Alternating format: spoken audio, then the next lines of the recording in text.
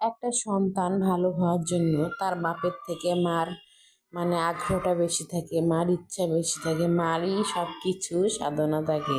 কারণ বাবারা সব সময় কাজে কর্মে ব্যস্ত থাকে, যার কারণে বাচ্চাদের কিন্তু সময় দিতেই পারে না একদম। কিন্তু একটা মার খুবই আকাঙ্ক্ষা থাকে যে আমি সারাদিন বাসা থেকে আমার সন্তানকে যেন মানুষের মতো মানুষ করতে পারে, এতটুকুই আল্লাহ তাআলার কাছে চায় তারা। আসলে মার কি আর করার বলুন, আল্লাহকে ডাকবে আর সন্তানকে মানুষ করবে। কিন্তু মার খুবই কষ্ট হয় যদি বাচ্চারা কোনো কারণে তার মাকে কষ্ট দেয়।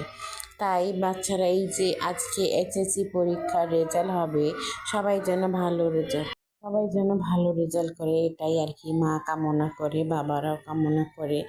আসলে বাবা মার থেকে বেশি কষ্ট পায় ছেলে মেয়েরা, যে এত কষ্ট করে পরীক্ষা দেওয়ার পরে যদি ভালো রেজাল্ট না হয় মনটা কিন্তু খুবই খারাপ হয়।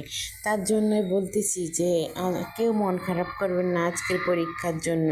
যারা ভালো রেজাল্ট হয়েছে তো আলহামদুলিল্লাহ, যার হয়নি তারা দুঃখ পাবেন না, আগামীতে হয়তো আল্লাহ তাআলা আপনাদেরকে ভালো রেজাল্ট করবে। আর এটা মনে রাখবে সব সময় যে যা করে যা ঘটে তাও আল্লাহ তাআলার ইচ্ছা থাকে।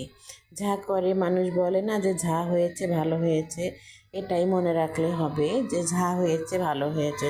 কিন্তু আগামীতে যে ভালো রেজাল্ট হয় এর জন্য আপনারা সবাই ভালোভাবে পড়ালেখা করার চেষ্টা করবেন।